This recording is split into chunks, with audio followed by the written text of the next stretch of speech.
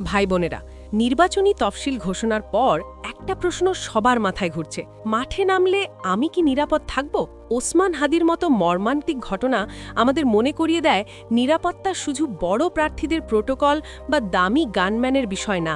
তাসনিম জারার মতো সাধারণ প্রার্থী বা যাদের ভিভিআইপি কভার নেই, তাদের জন্য নিজেদের সুরক্ষা বলয় তৈরি করা এখন সবচেয়ে জরুরি। প্রথম নিয়ম, সিচুয়েশনাল অ্যাওয়ারনেস। যেখানে গণসংযোগে যাবেন, সেখানে যাওয়ার কমপক্ষে ৩০ মিনিট আগে একটা ছোট বিশ্বস্ত টিম পাঠান। সামরিক ভাষায় এটাকে বলে অ্যাডভান্স রেক্কি। ওরা দেখে আসবে কোথাও সন্দেহজনক জটলা আছে কিনা এবং বিপদ হলে বিকল্প বের হওয়ার পথ কি। আরেকটা জিনিস খুব গুরুত্বপূর্ণ, একই রাস্তা বারবার ব্যবহার করবেন না।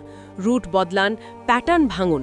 এই প্যাটার্ন ব্রেকিং অনেক সময় সবচেয়ে বড় সুরক্ষা। দ্বিতীয় নিয়ম, টেকনোলজি বেসড সিকিউরিটি। দামি গানম্যান না থাকলেও একটা ভালো বডি ক্যাম বা গাড়ির ড্যাশ ক্যাম প্রয়োজনে বড় প্রমাণ হয়ে দাঁড়ায়। আর ডিজিটাল নিয়মটা মনে রাখুন, আপনি এখন কোথায় আছেন সেটা লাইভ দেবেন না।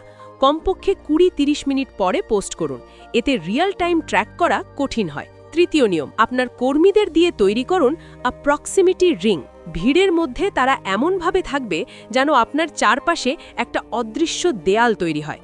ভোটারের সাথে হাসি মুখে কথা হবে, কিন্তু কেউ যেন হুট করে একদম গায়ে এসে না পড়ে সেটা বিনয়ের সাথে নিশ্চিত করবে। চতুর্থ নিয়ম, আগে থেকেই একটা সেফ হাউস ঠিক করে রাখুন। ভিড়ে নেটওয়ার্ক সমস্যা হতে পারে, তাই বিকল্প যোগাযোগ রাখুন। 2-ওয়ে রেডিও বা এনক্রিপ্টেড মেসেজিং, একটা ছোট মেডিকেল কিট আর নিকটস্থ হাসপাতাল কোথায় সেটাও আগে থেকে জেনে রাখুন। মনে রাখবেন, নিরাপত্তা মানে শুধু আক্রমণ ঠেকানো নয়, ঝুঁকি আগেভাগে চিহ্নিত করে এড়িয়ে চলা। সরকার সবার জন্য 100% নিরাপত্তা একা নিশ্চিত করতে পারবে না, তাই আপনার সচেতনতাই আপনার সেরা ঢাল। আপনি কি আরও কোনো নিরাপত্তা টিপস যোগ করতে চান? কমেন্টে লিখুন আর ভিডিওটা শেয়ার করুন যাতে সব প্রার্থী এবং কর্মীরা সচেতন হতে পারে।